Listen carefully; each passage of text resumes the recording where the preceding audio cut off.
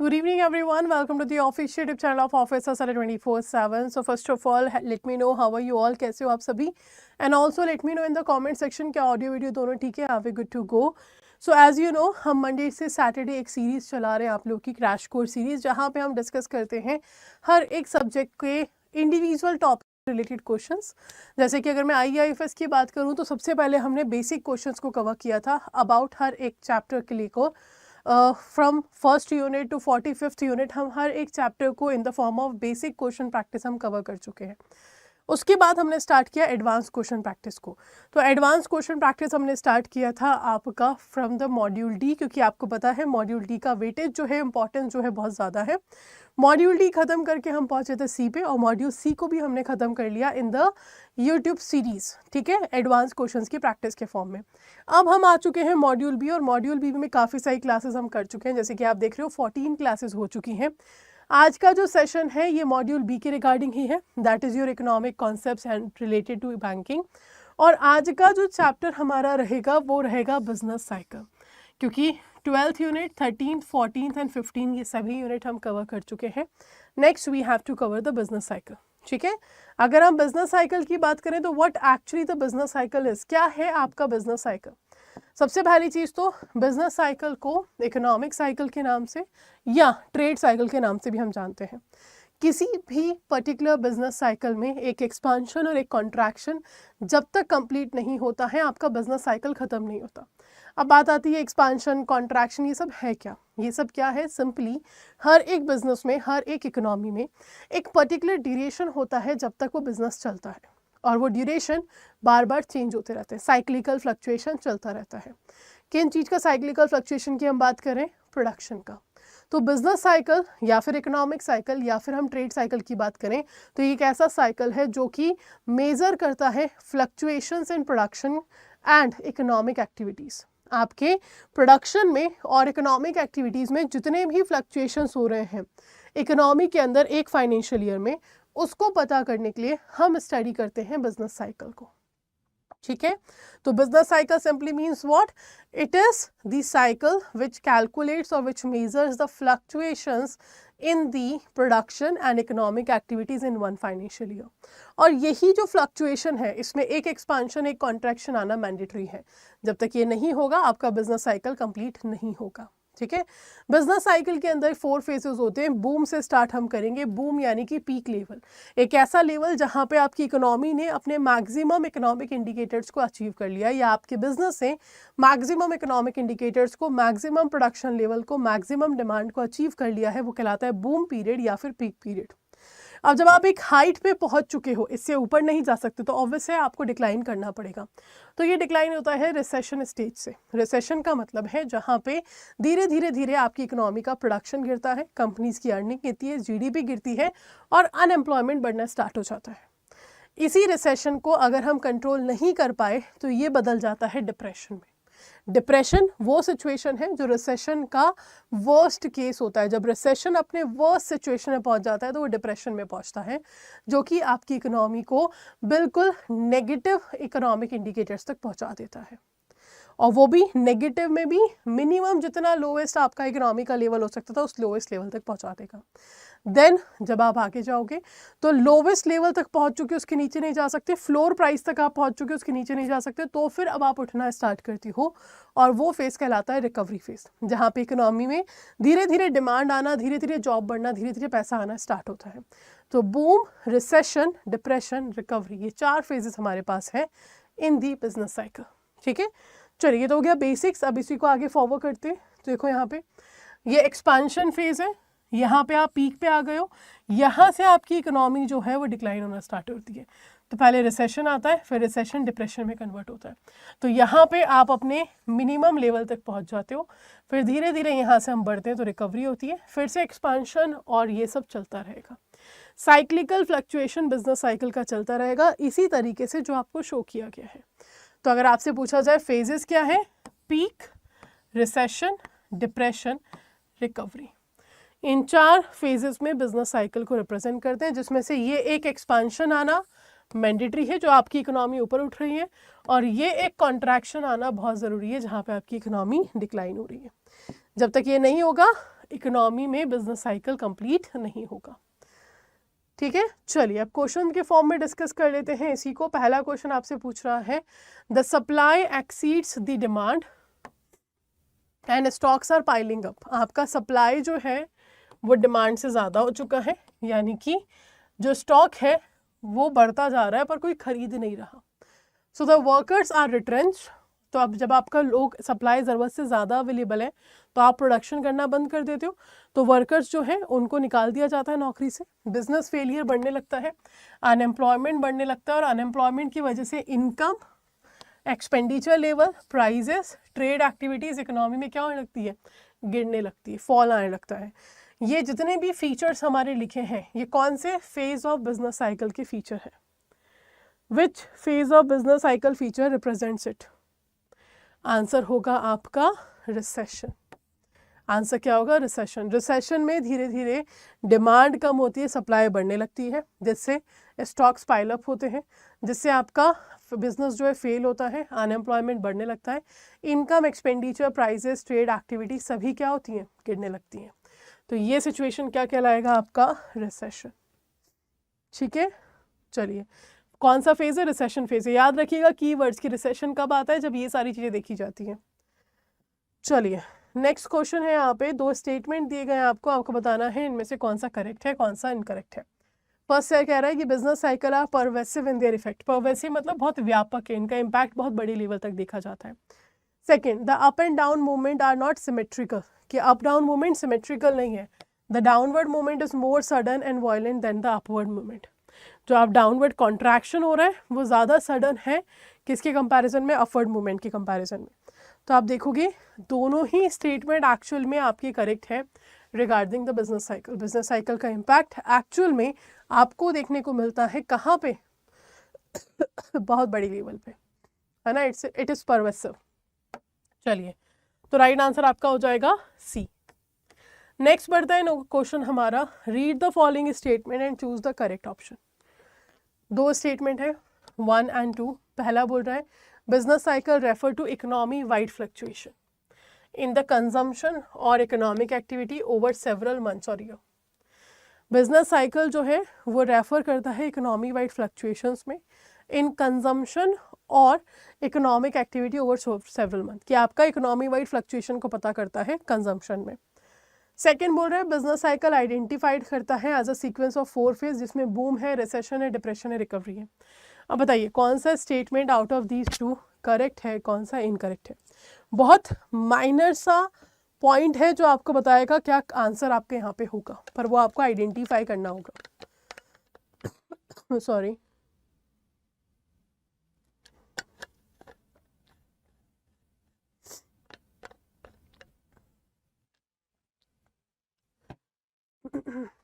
बताइए क्या होगा आंसर? देखो सेकंड तो बिल्कुल सही है, बट फर्स्ट में गड़बड़ है। क्या गड़बड़ है? इकोनॉमी वाइड फ्लक्चुएशन आप कंजम्पशन में नहीं देखते हो, प्रोडक्शन में देखते हो। इकोनॉमी वाइज जो फ्लक्चुएशन हम देख रहे हैं वो आपका प्रोडक्शन में देखा जाता है, कंजम्पशन में नहीं। तो स्टेटमेंट 1 इनकरेक्ट है पर 2 करेक्ट है ना। Statement 1 is incorrect but second is correct. Right answer आपका हो जाएगा बी। गलत क्यों है? कंजम्पशन की वजह से, बस वहां पे कंजम्पशन की जगह प्रोडक्शन आना चाहिए था। Next, read the following statement carefully and choose the incorrect one in relation to the concept of business cycle. Business cycle के कॉन्सेप्ट में कौन सा स्टेटमेंट आपका इनकरेक्ट है वो आपको बताना है। तो ध्यान से पढ़िए एंड लेट मी नो कौन सा इनकरेक्ट है।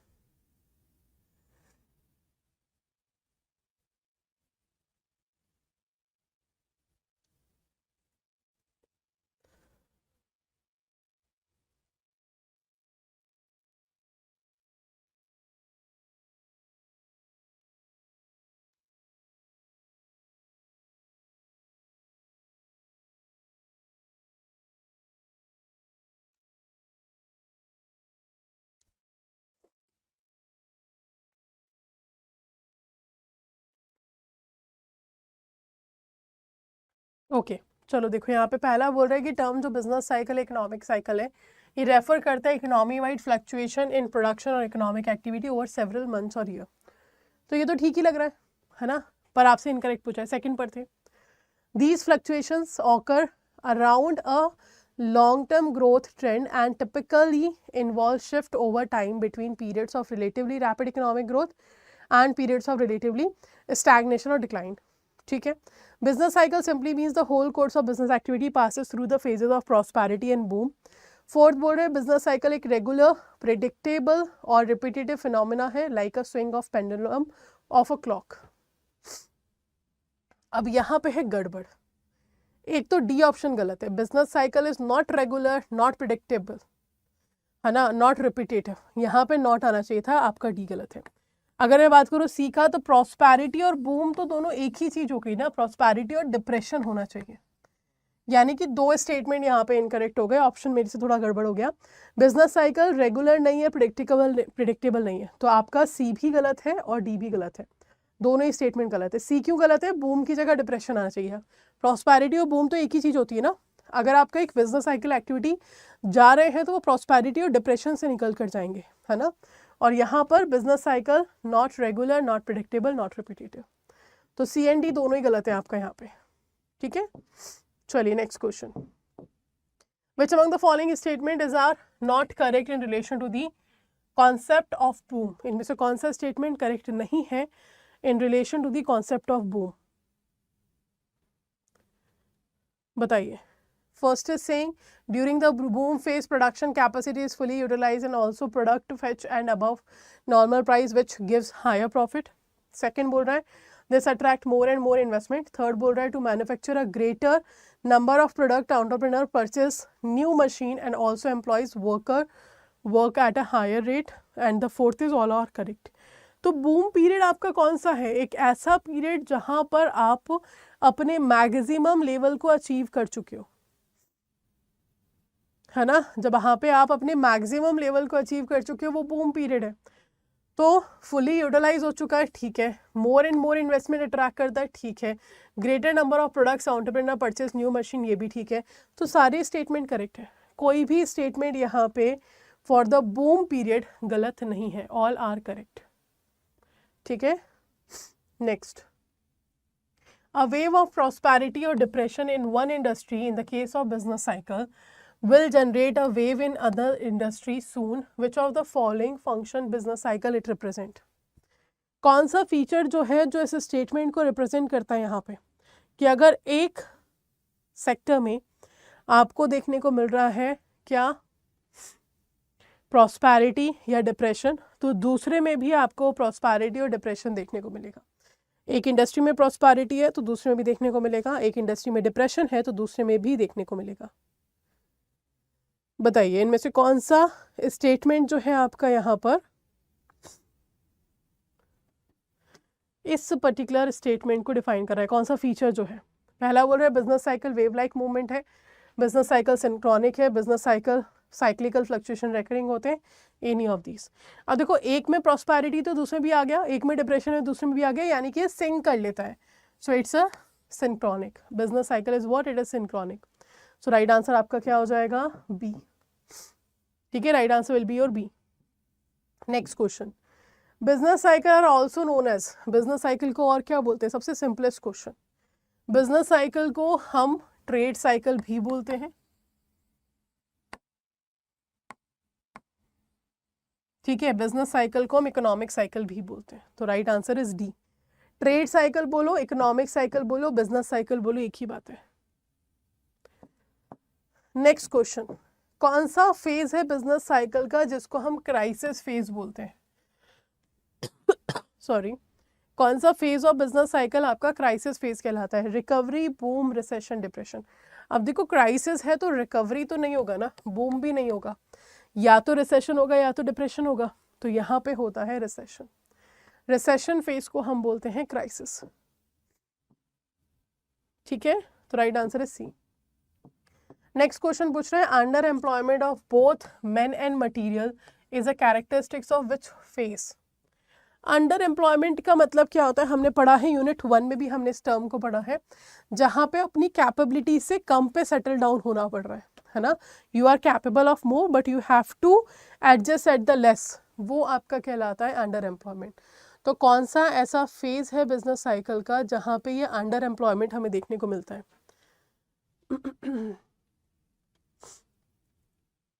बताइए। डिप्रेशन, बूम, रिकवरी और रिसेशन। तो डिप्रेशन ऐसी सिचुएशन है जहां पे आप अपने लोवेस्ट लेवल पे आ चुके हो, तो यहाँ पे आपका मेन और मटेरियल दोनों ही अंडर एम्प्लॉयमेंट सिचुएशन में होता है। तो राइट आंसर इज डिप्रेशन। ठीक है, नेक्स्ट आता है हमारा pick odd man out. Pick odd man out का मतलब क्या है? इनमें से कुछ अलग सा क्या है जो मैच नहीं कर रहा। तो first is boom, second is depression, third is slow down, fourth is recovery. अब देखो ऑब्वियस सी बात है, बूम, डिप्रेशन, रिकवरी तीनों ही आपके बिजनेस साइकिल के एक एक फेज है। स्लो डाउन आपका बिजनेस साइकिल के फेज में नहीं आता है, so it will be your C option. Good evening everyone, welcome to the official YouTube channel of Officer Study 24/7. So first of all let me know how are you all, and also एक बार जल्दी से comment section में ये भी बता दीजिए इस audio video both are okay, are we good to go? तो as you can see ये हमारे सेशन है regarding IE IFS subject. Every day we are having the one particular session for your IE IFS subject, जहाँ पे हर दिन किसी एक particular unit से कुछ इंपॉर्टेंट MCQ और आई कैन से एडवांस क्वेश्चंस की हम प्रैक्टिस कर रहे हैं। ये सेशन बहुत ही इंपॉर्टेंट है आप लोगों के लिए because it will let you know कि किस टाइप के क्वेश्चंस आ सकते हैं और अप्रोच क्या होना चाहिए। Like I keep telling in all sessions कि एलिमिनेशन मैथड यूज़ करा करें आप लोग, बिकॉज दो चीज़ें होती हैं। एक तो ये कि एलिमिनेशन मैथड से आप ईजिली आंसर ढूंढ पाते हैं, इट मीन्स कम टाइम में आंसर ढूंढ पाते हैं, and second thing is right answer हम ढूंढ पाते हैं। अगर हम एलिमिनेशन मेथड यूज़ करते हैं तो गलत आंसर लगाने के चांसेस थोड़े से कम हो जाते हैं। तो एलिमिनेशन मेथड बहुत इंपॉर्टेंट है प्रिपरेशन के लिए। So do make sure elimination method से ही सारे क्वेश्चन अटेंड करें। ये जो सीरीज़ है सबसे पहले हमने स्टार्ट किया था, काफ़ी सारे बैक टू बेसिक सीरीज़, लक्ष्य सीरीज़, बहुत सारी सीरीज़ हम लेकर आए। तो पहले हम बेसिक क्वेश्चन को डिस्कस कर रहे थे, अब हम एडवांस क्वेश्चन को डिस्कस करें। तो एडवांस क्वेश्चन में सबसे पहले हमने स्टार्ट किया मॉड्यूल डी विक्ट्री सीरीज़ के साथ, जीत सीरीज़ जिसको हम बोलेंगे बाइलिंगुअल के लिए। जीत सीरीज़ में हमने मॉड्यूल डी के एडवांस क्वेश्चन प्रैक्टिस किए हर एक यूनिट से। देन मॉड्यूल सी हमने स्टार्ट किया, कंप्लीट कर लिया। अब हम मॉड्यूल डी पे आ चुके हैं। क्रैश कोर्स सीरीज़ के अंदर Indian economy, Indian financial system का मॉड्यूल बी का प्रैक्टिस हम कर रहे हैं। 12, 13, 14, 15, 16 ऑलरेडी ये सारे यूनिट्स हम डिस्कस कर चुके हैं। आज जो यूनिट हम डिस्कस करने वाले हैं that is your unit number 17, monetary policy, fiscal policy. ठीक है, चलिए, तो ये आपका यूनिट नंबर 17 है। अब सबसे पहले क्वेश्चंस में आगे बढ़ने से पहले थोड़ा सा इन पॉलिसीज़ के बारे में डिस्कशन कर लेते हैं। अगर मैं बात करूं मॉनेटरी पॉलिसी की, तो मॉनेटरी पॉलिसी बनाया जाता है आरबीआई के थ्रू। आरबीआई फॉर्मुलेट करता है उस पॉलिसी को। मॉनेटरी पॉलिसी को बाई मंथली रिव्यू के फॉर्म में प्रेजेंट किया जाता है। बाई मंथली यानी कि हर 2 महीने में आपका मॉनेटरी पॉलिसी का रिव्यू आता है, जिसमें पॉलिसी रेट्स या तो चेंज होंगी या तो नहीं होंगी, कम होंगी, ज़्यादा होंगी, अनचेंज रहेंगी, सब डिस्कस किया जाता है by the monetary policy committee member as per the condition of economy और सिचुएशन ऑफ इकोनॉमी। जैसा भी सिचुएशन होगा उसको स्टडी करके डिसीजन लिया जाएगा कि रेट्स को कम करें या बढ़ाएं या अनचेंज रहने दें। अब मॉनेटरी पॉलिसी कमेटी हर 2 महीने में आ रहा है, यानी कि एक फाइनेंशियल ईयर में 6 रिव्यूज़ आते हैं मॉनेटरी पॉलिसी के। नेक्स्ट थिंग, मॉनेटरी पॉलिसी को बनाने के पीछे ऑब्जेक्टिव है प्राइजेस स्टेबल करना। Price stability is the maximum objective और I can say the primary objective behind making monetary policy. Price stability के साथ साथ कहा गया इकोनॉमिक स्टेबिलिटी भी मेंटेन करना है, और साथ ही में it is very much important कि हम हमारी इकोनॉमी में सस्टेनेबल ग्रोथ करते रहें। इन तीनों ऑब्जेक्टिव को ध्यान रखते हुए आरबीआई ये मॉनेटरी पॉलिसी को बनाता है। ठीक है, साथ ही में अगर मैं बात करूँ तो मॉनेटरी पॉलिसी के 2 इंस्ट्रूमेंट हैं, डायरेक्ट एंड इनडायरेक्ट, जिनकी हेल्प से पॉलिसी रेट्स को कम या ज़्यादा करके आरबीआई जो है ये तीनों ऑब्जेक्टिव अचीव करता है। मॉनेटरी पॉलिसी के टाइप्स की बात मैं करूँ तो 2 टाइप्स हैं। एक्सपांशनरी मॉनेटरी पॉलिसी जो मार्केट को एक्सपांड करती है एक्स्ट्रा मनी सप्लाई प्रोवाइड करके, एक है कॉन्ट्रैक्शनरी मॉनेटरी पॉलिसी जो मार्केट में अननेसेसरी मनी सप्लाई को एब्जॉर्ब कर लेता है। ये हो गया मॉनेटरी पॉलिसी की बात। इसी के साथ मॉनेटरी पॉलिसी कमेटी की बात करें तो सेंट्रल गवर्नमेंट ने इस कमेटी को बनाया है, जिसमें 6 मेंबर होंगे। 3 आरबीआई अपॉइंट करेगा, 3 गवर्नमेंट ऑफ इंडिया की तरफ से अपॉइंट होते हैं। ये 6 मेंबर मिलकर डिसाइड करते हैं what should be done in the monetary policy. और आगे अगर हम बात यहाँ पे करें तो मॉनेटरी पॉलिसी कमेटी में इन्फ्लेशन का टारगेट गवर्नमेंट के थ्रू लिया जाता है। गवर्नमेंट आने वाले 5 सालों के लिए, यानी कि जो टारगेट होगा वो 5 साल एवरी 5 ईयर में रिवाइज किया जाएगा बाय गवर्नमेंट। टारगेट गवर्नमेंट लेगी but with consultation of RBI. RBI से कंसल्ट करने के बाद ही सरकार ये टारगेट लेती है। टारगेट क्या है आगे क्वेश्चन के फॉर्म में डिस्कस करेंगे। चलिए अब बात करते हैं फिस्कल पॉलिसी की। Fiscal policy ministry of finance यानी कि गवर्नमेंट ऑफ इंडिया बनाता है। फिस्कल पॉलिसी के अंदर अगर हम बात करें, ये एक ऐसी पॉलिसी है जो कंट्री में बजट के रूप में प्रेजेंट की जाती है। हर साल एनुअल फाइनेंशियल स्टेटमेंट जो हमारा बजट है उसके फॉर्म में प्रेजेंट की जाती है। फिस्कल पॉलिसी का ऑब्जेक्टिव ये है इकोनॉमी में स्टेबिलिटी लाना, ग्रोथ करना, अनएम्प्लॉयमेंट को रिड्यूस करना। ये ऑब्जेक्टिव के साथ सरकार ये पॉलिसी बनाता है। मॉनेटरी पॉलिसी की तरह ही इस पॉलिसी के भी दो इंस्ट्रूमेंट हैं। पहला है टैक्सेशन, जहाँ से सरकार अर्निंग करती है। दूसरा है गवर्नमेंट स्पेंडिंग, जहाँ सरकार खर्चा करती है। तो इस पॉलिसी के अंदर गवर्नमेंट के रेवेन्यू एंड एक्सपेंडिचर के बारे में बात की जाती है। दूसरी चीज़, इस पॉलिसी में भी दो टाइप हैं, जैसे जो कि आपका एक्सपांशनरी फिस्कल पॉलिसी, जिसमें टैक्सेस को कम किया करके मार्केट में पैसा बढ़ाया जाता है, और कॉन्ट्रैक्शनरी फिस्कल पॉलिसी जिसमें टैक्सेस को बढ़ाकर मार्केट से पैसा कम किया जाता है। तो ये है मॉनेटरी एंड फिस्कल पॉलिसी। चलिए अब इनके ऊपर क्वेश्चन प्रैक्टिस करते हैं एंड और बेटर तरीके से इस टॉपिक को समझेंगे। So you can see here, सबसे पहले चीज क्वेश्चन आपके सामने आता है यहाँ पर, विच of the following statement is not correct about monetary policy committee. इनमें से कौन सा स्टेटमेंट मॉनेटरी पॉलिसी कमिटी को लेकर करेक्ट नहीं है, आपको ये बताना है। ठीक है, फर्स्ट इज सेइंग इसमें 6 मेंबर्स होते हैं, जिसमें से गवर्नर जो है वो एक्स ऑफिसर चेयरमैन होंगे। सेकंड, इसको बनाया गया है ट्रांसपेरेंसी अकाउंटेबिलिटी लाने के लिए। थर्ड, इन्फ्लेशन टारगेट सरकार डिसाइड करती है आरबीआई से कंसल्ट करके। आपको बताना है कौन सा स्टेटमेंट इन तीनों में से गलत है, इनकरेक्ट स्टेटमेंट है, नॉट करेक्ट स्टेटमेंट है, ये आपको बताना है। ए, बी, सी और D, and the answer will be all are correct. सारे ही स्टेटमेंट यहाँ पे करेक्ट है, कोई भी स्टेटमेंट गलत नहीं है, तो राइट आंसर आपका होगा डी, ऑल आर करेक्ट। ठीक है, next, which among the following defines marginal standing facility. इनमें से कौन सा ऐसा स्टेटमेंट है जो मार्जिनल स्टैंडिंग फैसिलिटी को डिफाइन करता है। एमएसएफ की अगर मैं बात करूं तो ये आरबीआई की मॉनेटरी पॉलिसी का इनडायरेक्ट इंस्ट्रूमेंट है। इस इंस्ट्रूमेंट के अंदर आरबीआई जो है वो अपने कमर्शियल बैंक्स को लोन देता है ना, वो भी कितने टाइम के लिए, ओवरनाइट। Overnight means 24 hours. तो आरबीआई जब शेड्यूल कमर्शियल बैंक को ओवरनाइट ड्यूरेशन के लिए लोन देता है तो इस रेट को हम बोलते हैं मार्जिनल स्टैंडिंग फैसिलिटी। सिर्फ 24 आवर्स के लिए बैंक्स लोन क्यों ले रहे हैं? लोन लेने के पीछे कारण ये है कि इन बैंक्स के पास जब एक्सपेक्टेड लिक्विडिटी शॉक आ जाता है कि कस्टमर आया है ब्रांच में और कैश मांग रहे हैं और आपके पास कैश नहीं है, तो उस सिचुएशन में आप आरबीआई के पास जाते हो और बोलते हो हमें कैश की ज़रूरत है इमीडिएटली, क्योंकि कस्टमर को विड्रॉ देना है। इस टाइम पे आरबीआई अलाउ करता है बैंक्स को कि ठीक है आपको कैश मिल जाएगा। कहाँ से मिलेगा? अब देखो इमीडिएट कैश आप पहुँचा तो नहीं सकते हो कहीं से, तो फिर आप क्या करते हो, आप वो बैंक्स को अलाउ कर सकते हो कि पैसा आप एसएलआर से विड्रॉ कर लीजिए, 24 आवर्स में दोबारा एसएलआर में रख दीजिएगा, क्योंकि एसएलआर बैंक्स मेंटेन करते हैं खुद के पास in form of cash, gold and security. इसीलिए यहाँ पे एमएसएफ का जो आंसर होगा वो आप की पॉइंट से पकड़ सकते हो, की वर्ड से पकड़ सकते हो, जो कि है एसएलआर। एमएसएफ आपका वो रेट है जहाँ पे बैंक्स बोरो करते हैं against their excess SLR security to meet additional liquidity requirement. ठीक है, जो भी एडिशनल लिक्विडिटी रिक्वायरमेंट बैंक्स की आती हैं उसको फुलफिल करने के लिए वो अपने एसएलआर पोर्टफोलियो से ही आरबीआई की परमिशन से पैसा बोरो करते हैं और उसको हम बोल देते हैं सिंपली मार्जिनल स्टैंडिंग फैसिलिटी, जो कि अभी बैंक रेट के इक्विवेलेंट रहेगा 6.75 करेंट रेट है एमएसएफ का। क्लियर? चलिए आगे बढ़ते हैं, यहाँ पे हो गया आंसर आपका C. Next question, read the following statement and choose the correct option. पहला बोल रहा है स्टेटमेंट 1, 2 स्टेटमेंट है। फर्स्ट बोल रहा है एक्सपांशनरी पॉलिसी जो है डिक्रीज करता है total supply of money in the economy and contractionary policy increase करता है total money supply. Second statement कह रहा है expansionary policy is traditionally use to combat the unemployment in a recession by raising interest rate, और contractionary policy involve करता है lowering the interest rate in order to combat inflation. इन दोनों में से कौन सा स्टेटमेंट आपका सही है ये आपको बताना है, ए, बी, सी और डी, बताइए।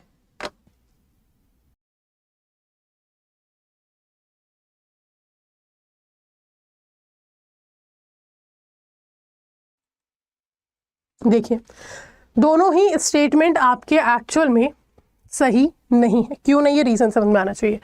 एक्सपांशनरी पॉलिसी मार्केट में पैसा बढ़ाता है, कम नहीं करता। एक्सपांशनरी पॉलिसी नाम ही बता रहा है ना, एक्सपांड कर रहा है मार्केट को तो पैसा बढ़ाएगा, तो ये गलत हो गया। एक्सपांशनरी पॉलिसी ट्रेडिशनली यूज़ किया जाता है अनएम्प्लॉयमेंट को कम करने के लिए, बिल्कुल सही है, बट इंटरेस्ट रेट्स बढ़ाकर नहीं, ये इंटरेस्ट रेट को कम करता है, तो ये भी गलत हो गया। तो राइट आंसर होगा आपका D, all statements are wrong इस क्वेश्चन के अंदर। Right answer will be your D option. ठीक है, चलिए आगे बढ़ते हैं। नेक्स्ट क्वेश्चन आता है हमारा यहाँ पे, which among the following is are part of the additional objective of fiscal policy. इनमें से कौन सा जो पार्ट है आपका वो एडिशनल ऑब्जेक्टिव है फिस्कल पॉलिसी का। पहला बोल रहा है फिस्कल पॉलिसी क्रिटिकल है to economic development because it provides public benefit, encourage करता है प्राइवेट इन्वेस्टमेंट को, प्रोवाइड करता है socially optimum path for economic growth. Second बोल रहा है a Nations economic progress requires an effective and reasonable deployment of resources. Third बोल रहा है to keep prices under control the government employs contractional fiscal policy which reduces aggregate demand through reduction in government expenditure और tax hikes. Fourth बोल रहा है the experience of advance countries has shown that fiscal policy can help drive down inequality. अब आपको यहाँ पे answer देना है additional objectives of fiscal policy. यहाँ पे क्या है, एडिशनल ऑब्जेक्टिव बताना है आपको, प्राइमरी ऑब्जेक्टिव नहीं, एडिशनल ऑब्जेक्टिव क्या है वो हमें बताना है। तो आप देखो फर्स्ट कह रहा है फिस्कल पॉलिसी क्रिटिकल है टू इकोनॉमिक डेवलपमेंट, ये तो प्राइमरी ऑब्जेक्टिव है ना, this is a primary objective. Nation का इकोनॉमिक प्रोग्रेस रिक्वायर करता है effective and reasonable deployment of resources, this is additional. Prices under control रखना, गवर्नमेंट एम्प्लॉय करता है कॉन्ट्रैक्शनरी पॉलिसी, टाइप ही दो है, या तो कॉन्ट्रैक्शनरी होगा या फिर एक्सपांशनरी फिस्कल पॉलिसी होगा, तो ये तो प्राइमरी ऑब्जेक्टिव है। Experience of advance countries has shown that fiscal policy can help drive down the inequality, ये आपका एडिशनल है, तो राइट आंसर होगा second and fourth. A option will be right answer because ये दोनों ही फंक्शन जो है एडिशनल फंक्शन है आपके फिस्कल पॉलिसी के, सेकेंड एंड फोर्थ। ठीक है, चलिए आगे बढ़ते हैं। नेक्स्ट आता है हमारा which among the following statement is are incorrect in relation to the fiscal policy. कौन सा स्टेटमेंट इनकरेक्ट है फिस्कल पॉलिसी को लेकर। तो पहला बोल रहा है fiscal policy is described as changes in government expenditure and taxes aimed at achieving macro economic policy objectives such as growth, employment, investment and so on. Second बोल रहा है Fisher defines fiscal policy as the government policy on the level of government purchases, the level of transfer and the tax system. Third is saying Adam Smith was the first economist to propose the theory, वो link कर रहा है fiscal policy को economic performance के साथ। और fourth बोल रहा है fiscal policy based है two fundamental instruments पे, जो कि है taxation and government expenditure। अब आपको बताना है इन दोनों में से इन चारों में से कौन सा आंसर आपका करेक्ट है, यानी कि इनकरेक्ट स्टेटमेंट है regarding your fiscal policy, A, B, C और डी।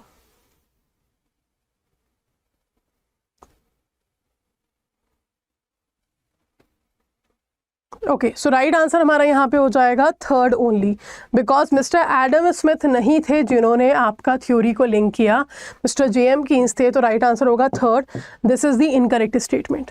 ओके, राइट आंसर हमारा क्या है, थर्ड, जो कि है आपका इनकरेक्ट स्टेटमेंट। नेक्स्ट दो स्टेटमेंट दिए गए हैं, आपको बताना है कौन सा करेक्ट है कौन सा इनकरेक्ट है। अब किसके बेसिस पे बताना है, जो स्टेटमेंट दिया है अंडर द फॉलोइंग सर्कमटेंसेस, दो स्टेटमेंट में दो सर्कमटेंसेस आपको दिए हैं। RBI fails to achieve the inflation target, इन दोनों में से कौन सा इसका सर्कमटेंस है जो आपको ये बताता है कि आरबीआई अपने इन्फ्लेशन टारगेट को अचीव करने में फेल हो गया, वो इन्फ्लेशन टारगेट जो सरकार ने आरबीआई को दिया था। पहला बोल रहा है the average inflation is more than the upper tolerance level of the inflation target for any 3 consecutive quarter. Second बोल रहा है the average inflation is less than lower tolerance level for any 3 consecutive quarter. बताइए क्या होगा right answer. Actually the right answer will be your, आपका जो अपर tolerance limit है वो 6% है। अगर आपका एवरेज 3 कॉन्सिक्यूटिव क्वार्टर तक अचीव नहीं हुआ है, ये एवरेज आप अपर टॉलरेंस लिमिट तक नहीं रख पाए, उससे ज़्यादा हो गया है, इट मीन्स आप फेल हो गए हो, है ना। सेकेंड, आपका लोअर टॉलरेंस लिमिट 2% है, अगर आप 3 कॉन्सिक्यूटिव क्वार्टर तक इससे कम पे जा रहे हो तो आप फेल हो चुके हो, यानी कि दोनों ही स्टेटमेंट आपके इनकरेक्ट है, मतलब दोनों स्टेटमेंट आपके करेक्ट है कि आरबीआई जो है फेल हो चुका है अपने टारगेट को अचीव करने में। ठीक है, right answer will be your C, both are correct here. तो याद रखिएगा आपका इन्फ्लेशन टारगेट जो है वो 4% है ±2%, यानी कि लोअर टॉलरेंस लिमिट है 2%, अपर टॉलरेंस लिमिट है 6%। तो राइट हो गया C, both are correct. Next, RBI has recommended banks to benchmark all new floating rate personal or retail loans and floating rate loans to micro and small enterprises extended by banks beginning October 1st, 2019 to RBI policy rate, Government of India 3 months Treasury bill yield published by the Financial Benchmark India Private Limited, Government of India 6 months Treasury bill yield published by FBIL, and any other benchmark market interest rate published by the FBIL। तो कौन सी rate है जहाँ पे RBI ने recommend किया है banks को कि बेंचमार्क करो ऑल न्यू फ्लोटिंग रेट को, चाहे वो पर्सनल हो या रिटेल लोन्स हो। A, B, C और D क्या होगा right answer? And actually these are the all rate 1 2 3 4। Right answer होगा आपका सी। इन सभी रेट, चाहे वो ट्रेजरी बिल्स पे हो, चाहे वो आपके पॉलिसी रेपो रेट्स पे हो, चाहे वो कोई अदर बेंचमार्क हो, सभी यहाँ पे करेक्ट है, फर्स्ट सेकंड थर्ड फोर्थ। तो राइट आंसर हो गया आपका सी। ठीक है, चलिए नेक्स्ट क्वेश्चन। बहुत सिंपल सा क्वेश्चन है कि अगर RBI CRR को बढ़ा देता है, CRR क्या है सबको पता है, जहाँ पे शेड्यूल कमर्शियल बैंक्स को रिजर्व मेंटेन करना होता है, किसके साथ? RBI के पास। किस फॉर्म में? कैश के फॉर्म में। किसका परसेंटेज? NDTL का परसेंटेज, सॉरी NDTL का परसेंटेज। तो ये क्या है हमारा?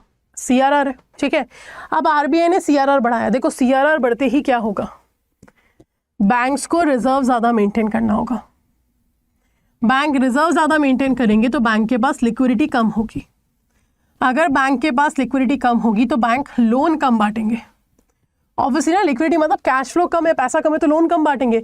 अगर लोन कम बांटेंगे तो क्रेडिट क्रिएशन मार्केट में क्या हो रहा है, कम या ज़्यादा? ऑब्वियसली कम। तो इंक्रीज वाले तो दोनों ऑप्शन एलिमिनेट हो गए, या तो बी होगा या तो डी होगा। अब आप कम लोन बांट रहे हो और RBI ने टाइट मॉनेटरी पॉलिसी यानी कि कॉन्ट्रैक्शनरी मॉनेटरी पॉलिसी बनाई है, क्योंकि CRR बढ़ रहा है, तो आप भी लोन जो दोगे वो क्या दोगे? हाई रेट ऑफ इंटरेस्ट पे दोगे, तो लोन आपके महंगे होंगे। राइट आंसर होगा बी। अगर CRR बढ़ता है या फिर SLR भी बढ़ता है, अगर RBI कॉन्ट्रैक्शनरी मॉनेटरी पॉलिसी बना रहा है ना, जहाँ पे पॉलिसी रेट्स को बढ़ाया जा रहा है, तो वहाँ पे क्रेडिट क्रिएशन कम होगा और लोन महंगा होगा। अगर एक्सपांशनरी मॉनेटरी पॉलिसी बनाई गई तो क्रेडिट क्रिएशन बढ़ेगा और लोन सस्ते होंगे। तो राइट आंसर यहाँ पे आएगा आपका बी। ठीक है, चलिए next. If we deduct grants to states for the creation of capital assets from revenue deficit, we arrive at। अगर हम डिडक्ट करते हैं हमारे ग्रांट्स को, है ना, जो कि दिया गया है स्टेट्स को कैपिटल एसेट्स बनाने के लिए, वो भी रेवेन्यू डेफिशिट में से, तो कौन सा डेफिशिट मिलेगा? प्राइमरी, नेट फिस्कल, बजटरी या effective? And the answer will be actually effective revenue deficit. Answer क्या होगा? Effective revenue deficit. क्लियर?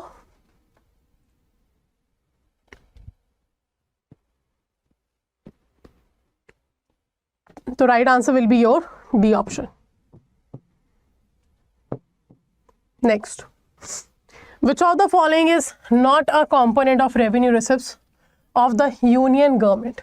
इनमें से कौन सा component नहीं है revenue receipts का of union government? Corporate tax receipt, dividend and profits, disinvestment receipts, interest receipts। A, B, C और D नहीं है, कंपोनेंट नहीं है किसका? आपके रेवेन्यू रिसिप्ट्स का। तो आपको याद होगा यूनियन बजट चैप्टर जो है यूनिट नंबर 19 हमने पढ़ा है वहाँ पे कि सिंपली बजट के दो कंपोनेंट है, रेवेन्यू और कैपिटल। रेवेन्यू के अंदर जब हम बात करते हैं तो we talk about revenue receipts और रेवेन्यू एक्सपेंडिचर। कैपिटल में हम बात करते हैं capital receipts and capital expenditure की। तो यहाँ पर जो रेवेन्यू रिसिप्ट्स है ये डे टू डे अर्निंग है। अब डे टू डे अर्निंग में अगर हम बात करें तो टैक्सेस के और नॉन टैक्सेस के थ्रू अर्निंग होती है। तो कॉर्पोरेट टैक्स पार्ट है, डिविडेंड प्रॉफिट पार्ट है, इंटरेस्ट रिसिप्ट पार्ट है, पर डिसइन्वेस्टमेंट नहीं है। डिसइन्वेस्टमेंट तो क्या है? जहाँ पे सरकार अपनी एसेट्स को बेच देती है ना, सरकार एसेट्स को कैश में कन्वर्ट कर रही है, वो कहलाता है डिसइन्वेस्टमेंट। तो ये आपका कैपिटल रिसिप्ट्स का पार्ट होगा, है ना। तो right answer will be C, ये रेवेन्यू रिसिप्ट्स का पार्ट नहीं है। क्लियर, राइट आंसर होगा आपका C. Next, what are the two primary tools of fiscal policy. जैसे हमने पढ़ा ना मॉनेटरी पॉलिसी के डायरेक्ट और इनडायरेक्ट इंस्ट्रूमेंट है, वैसे ही फिस्कल पॉलिसी के भी हमारे पास दो टूल्स हैं। इनमें से कौन सा है? टैक्सेस एंड पेनल्टीज नहीं है, रेगुलेशन नहीं, फाइन्स नहीं, टैक्स एंड स्पेंडिंग है, यानी कि राइट आंसर होगा डी।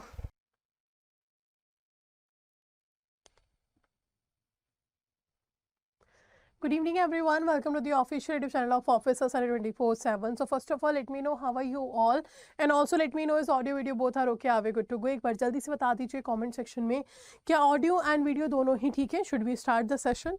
तो आज के सेशन में हम डिस्कस करेंगे मॉड्यूल बी को। एज यू नो ये आपका सेशन है IEIFS बाइलिंगुअल सेशन है, जहाँ पे हर दिन एक पर्टिकुलर यूनिट को हम डिस्कस कर रहे हैं इन फॉर्म ऑफ एडवांस क्वेश्चन।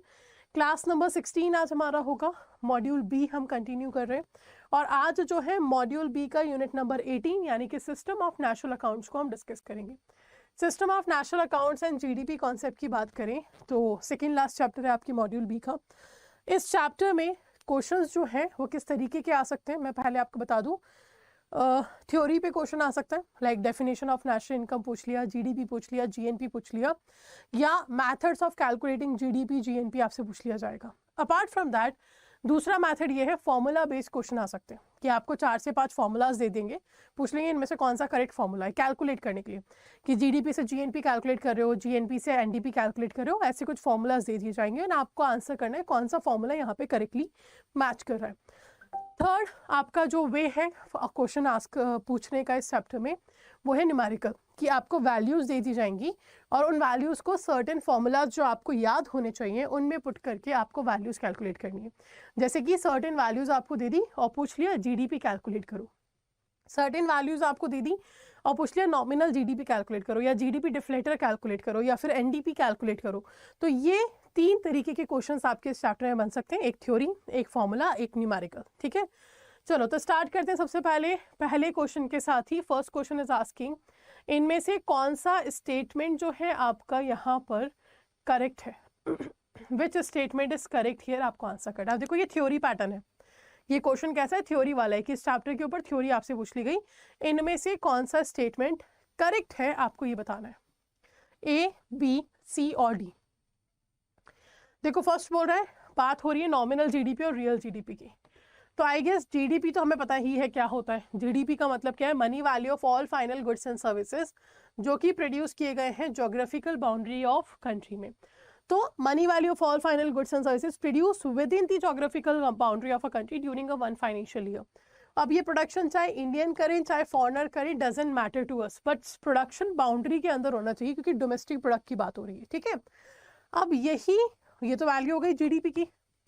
अब एक जीडीपी होता है नॉमिनल, एक होता है रियल, इनमें से कौन सा क्या है आपको बताना है। First is saying nominal GDP is the money value of all goods and services produced in a year. Second is saying nominal GDP is the indicator of the real performance of the economy as the prices change over the time adjusting inflation. Third बोल रहा है real GDP calculate करते हैं हम as the money value of all goods and services जो कि produce हुए हैं कंट्री में during a 1 financial year using the constant set of market price that have prevailed in a certain chosen base year. अब आपको बताना है इन तीनों में से कौन सा स्टेटमेंट जो है वो रियल जीडीपी और नॉमिनल जीडीपी के बारे में सही है।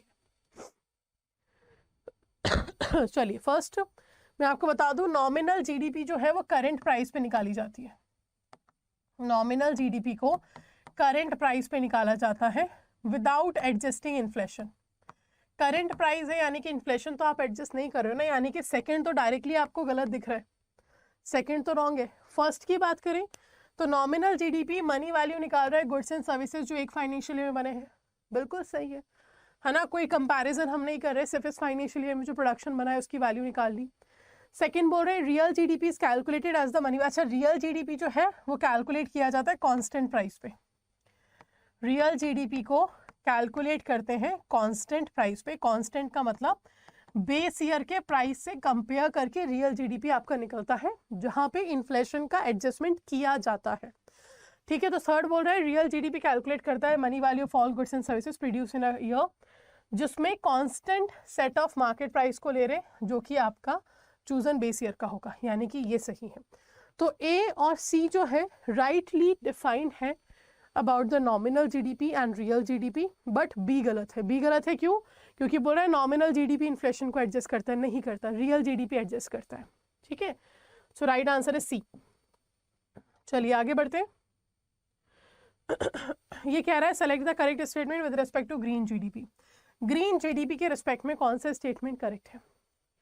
तो अब जीडीपी तो सुना है हमने, gross domestic product, geographical boundary के अंदर जितने भी गुड्स एंड सर्विसेज बनाए गए हैं वो ग्रीन जीडीपी है, सॉरी वो जीडीपी है। तो फिर ग्रीन जीडीपी क्या है?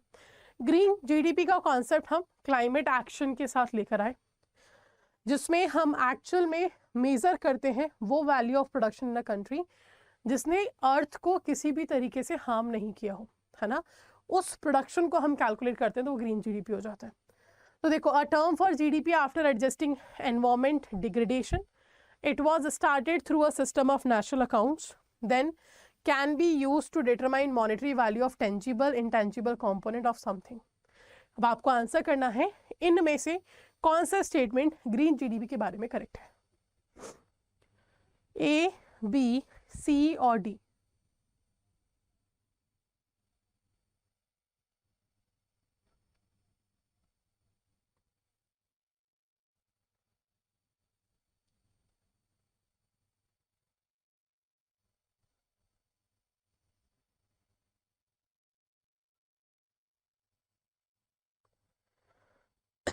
बताइए क्या सही होगा?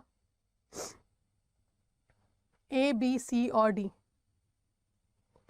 And actually the right answer is D. All are correct. Green GDP after adjusting environment degradation निकाला जाता है। सिस्टम ऑफ नेशनल अकाउंट्स 2008 के अकॉर्डिंग इसको लाया गया और डिटरमाइन करता है मॉनेटरी वैल्यू टेंजिबल इंटेंजिबल दोनों कंपोनेंट्स की प्रोडक्शन भी देख रहा है, एनवायरमेंट का हार्म जो है वो भी देख रहा है। तो राइट आंसर इज डी। ठीक है, next, pick the incorrect statement. इनमें से कौन सा स्टेटमेंट आपका इनकरेक्ट है? First is saying net foreign factor income GNP minus GDP. Second is saying GNI gross national income equals to GNP plus income spent by foreigners within the country plus in foreign income not remitted by citizen. Third is saying net national income GNI minus depreciation and fourth is saying all are correct. इन चारों में से कौन सा statement यानी कि formula जो है incorrect है? ए, बी, सी और डी।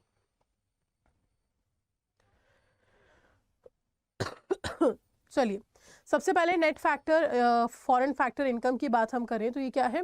वो इनकम का डिफरेंस जो इंडियंस ने बाहर जाके कमाया और फॉरेनर्स से इंडिया में आके कमाया है। तो बिल्कुल सही है, जीएनपी में से जीडीपी माइनस कर दो, आपको डिफरेंस मिल जाएगा। ग्रॉस नेशनल इनकम क्या होता है? जीएनपी, सिटीजन की इनकम इंडिया के अंदर या इंडिया के बाहर, प्लस फॉरेनर्स ने जो पैसा इंडिया में खर्च किया है, हमारे यहाँ पे रेंट दे रहे हैं, हमारे यहाँ पे गुड्स एंड सर्विसेज परचेस कर रहे हैं, तो वो पैसा हमारी इनकम है ना। और वो पैसा जो फॉरेन इनकम है हमारी कंट्री के लोग वहाँ कमा रहे हैं पर उन्होंने इंडिया में भेजा नहीं है, पर है तो हमारे सिटीजन की इनकम, तो वो तो काउंट करना पड़ेगा। This is also true. Third, net national income, gross national income में से डेप्रिसिएशन माइनस कर दो, नेट नेशनल इनकम मिल जाएगा। It means all the statement are correct here. हर एक स्टेटमेंट जो है यहाँ पर करेक्ट है, डी। ठीक है, next question, select the correct statement. GDP is the final value of goods and services produced within the geographical boundary of a country. In India, contribution to GDP are mainly divided into three broad sectors: agriculture and allied, industry and services. Third, net domestic product accounts for the capital that has been consumed over the year in the form of housing, vehicle, machinery or iteration. GDP और GNP के ऊपर आपके statements दिए गए हैं, बताना है कौन सा करेक्ट है? ए, बी, सी और डी। सॉरी,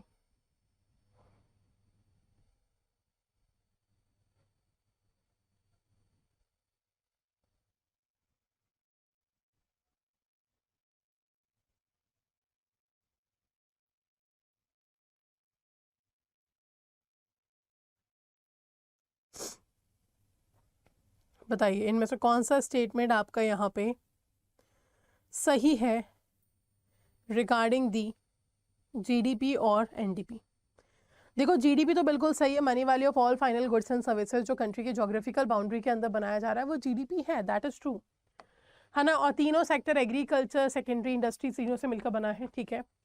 थर्ड, एनडीपी भी सही है। क्यों सही है? एनडीपी क्या होता है, जीडीपी माइनस डेप्रिसिएशन। तो आप लिख ही रहे हो ना कि कंज्यूम्ड वैल्यू आपने कैलकुलेट करी है। कंज्यूम मतलब डेप्रिसिएशन के बाद वाली वैल्यू आप यहाँ पे कैलकुलेट कर रहे हो, चाहे वो हाउसिंग में हो, चाहे वो व्हीकल में हो, चाहे वो आपका मशीनरी में हो।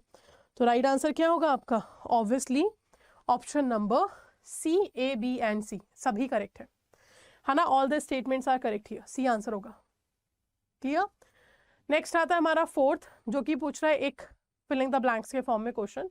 The dash is the monetary value of all final goods and services produced by the country citizen whether overseas और resident in a year minus depreciation. अब देखो वर्ड्स से हम फाइंड आउट कर लेंगे कौन सा सही है। अगर बोला गया है कंट्री की जोग्राफिकल बाउंड्री के अंदर बना है तो डोमेस्टिक प्रोडक्ट होगा। अगर बोला जा रहा है सिटीजन बना रहा है तो वो क्या होगा, डोमेस्टिक नहीं नेशनल प्रोडक्ट होगा।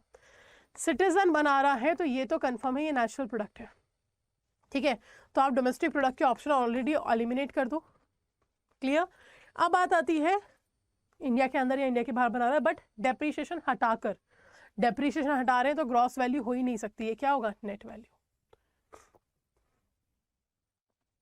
ठीक है। तो एनएनपी की डेफिनेशन दी गई है that it is the monetary value of all final goods and services produced by the country citizen whether overseas और resident in a year minus the depreciation. अगर हम डेप्रिसिएशन माइनस नहीं करते ना, माइनस डेप्रिसिएशन को हटा देते तो ये जीएनपी बन जाता है ना, पर डेप्रिसिएशन को ऐड किया है यानी कि डेप्रिसिएशन को हटाया है, ये वर्ड लिखा है यहाँ पर, तो इसलिए ये एनएनपी होगा। तो राइट आंसर इज ए। ठीक है, चलिए next. Which of the following statement is a right about GDP deflator? GDP deflator को लेके कौन सा स्टेटमेंट आपका राइट है यहाँ पे? फर्स्ट कह रहा है GDP deflator is a measure of the level of prices of all new domestically produced final goods and services in a economy. बोल रहा है second, GDP price deflator help करता है इकोनॉमिक्स को कंपेयर करने में level of real economic activity from one year to another. Third, ये measure करता है जनरल प्राइस इन्फ्लेशन, जो कि कैलकुलेट किया जाता है नॉमिनल जीडीपी को रियल जीडीपी से डिवाइड करके मल्टीप्लाई बाय 100। बताना है आपको जीडीपी डिफ्लेटर को लेकर कौन सा स्टेटमेंट जो है यहाँ पे वो करेक्ट है, ए, बी, सी और डी।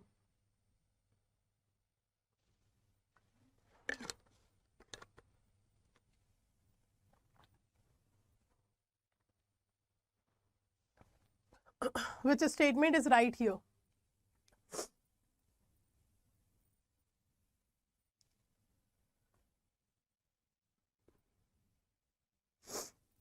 ओके, तो जीडीपी डिफ्लेटर का फॉर्मूला याद रखिएगा, इसके ऊपर न्यूमेरिकल आ सकता है, that is nominal GDP minus divided by real GDP multiply by 100।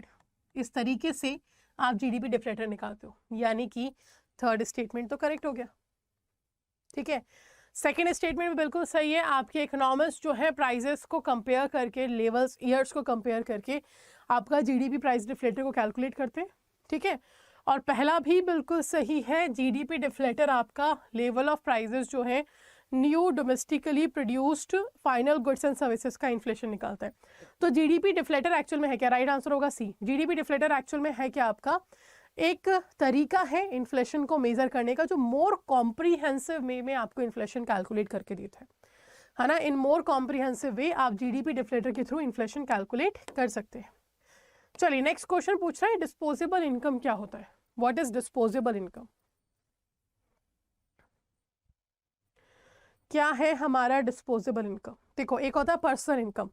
Personal income का मतलब है total income of an individual. अगर एक साल में मैं 10 लाख रुपए कमा रही हूँ तो वो मेरी पर्सनल इनकम है। अब चाहे मैं वो अदर 24/7 से कमाऊँ या शेयर मार्केट से कमाऊँ या म्यूचुअल फंड से कमाऊँ या कहीं और जॉब करके कमाऊँ, डजेंट मैटर, पर एक साल में जो भी पैसा मैं कमा रही हूँ वो मेरी पर्सनल इनकम है। अब मैं एक साल में जो 10 लाख रुपए कमा रही हूँ, क्या मैं वो पूरे 10 लाख रुपए यूज़ कर सकती हूँ कुछ खरीदने के लिए या वट एवर द पर्पसेस, क्या मैं पूरा खर्च कर सकती हूँ? तो you will say answer is no. क्यों? क्योंकि उस इनकम पे मुझे अपनी टैक्स लाइबिलिटी पे करनी है। सरकार ने कहा है कि अगर कोई पर्सन 3 लाख रुपए के ऊपर पैसा कमा रहा है इन वन फाइनेंशियल ईयर तो उसको टैक्स पे करना होगा, है ना। तो मेरी टैक्स लाइबिलिटी में तो 10 लाख रुपए कमा रही हूँ, तो यहाँ पर जितना भी पैसा मैंने कमाया है पर्सनल इनकम में, उस पर्सनल इनकम में से मुझे डायरेक्ट टैक्सेस माइनस करने होंगे।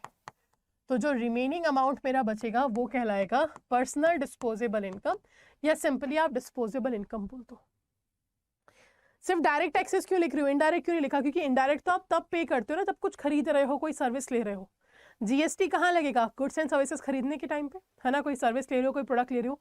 तो पर्सनल इनकम में से पहले मैं डायरेक्ट टैक्सेस माइनस करूंगी, वो माइनस करने के बाद जो रिमेनिंग पैसा बचा है वो पर्सनल डिस्पोजेबल इनकम कहलाएगा, जो मेरी खर्च करने योग्य आय है।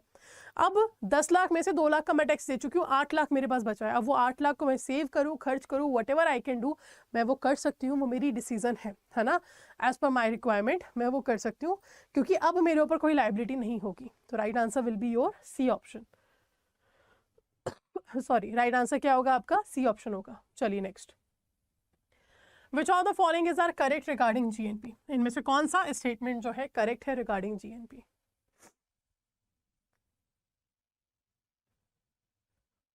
GNP equals to GDP minus depreciation, GNP equals to GDP plus taxes minus subsidy, GNP equals to NNP minus depreciation minus income from abroad, GNP equals to GDP plus net income from abroad. इनमें से कौन सा आपका correct option है वो आपको बताना है। A, B, C और D?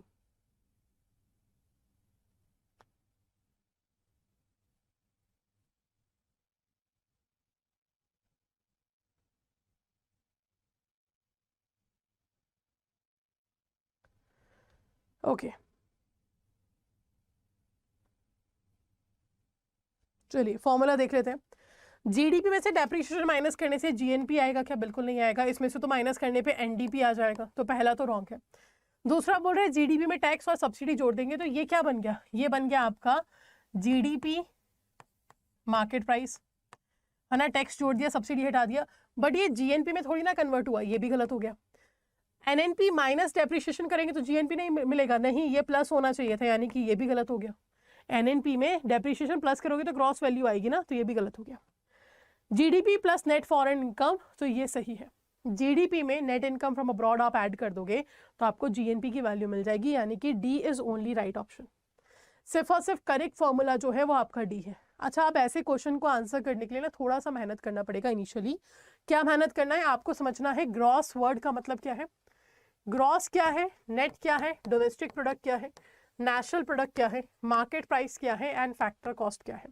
ये सारे टर्म्स समझने होंगे फर्स्ट, देन इनका कन्वर्जन आपको समझना होगा। कन्वर्जन मतलब कि नेट से ग्रॉस में कैसे जाना है, ग्रॉस से नेट में कैसे जाना है, मार्केट प्राइस से फैक्टर कॉस्ट में कैसे जाना है, डोमेस्टिक प्रोडक्ट से नेशनल प्रोडक्ट में कैसे जाना है। ये कन्वर्जन थोड़े से समझने पड़ेंगे, बहुत इंपॉर्टेंट है। ये समझ में आ गया तो ऐसे क्वेश्चंस या न्यूमेरिकल क्वेश्चंस का आप आंसर कर सकते हो। ठीक है, right answer here will be D. चलिए next, GDP deflator is an often cited term in economic discussion. GDP deflator को काफ़ी हम डिस्कशन में लेकर आते हैं। What does it relates to? ये किससे रिलेट करता है? इवैल्यूएट करते हैं inflation by taking into account the GDP, show करता है real GDP growth on the basis of current production, GDP deflator exclude करता है services while consumer price index include करता है, और नन ऑफ द अबव। इनमें से कौन सा स्टेटमेंट आपका करेक्ट है for the GDP deflator? A, B, C और डी?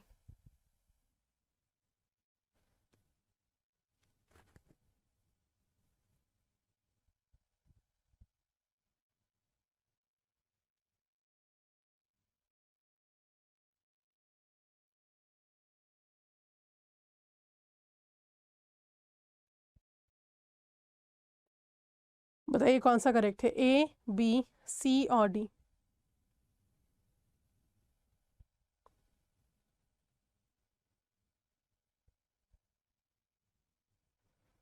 ओके चलो, सो यहाँ पर राइट आंसर होगा आपका ए।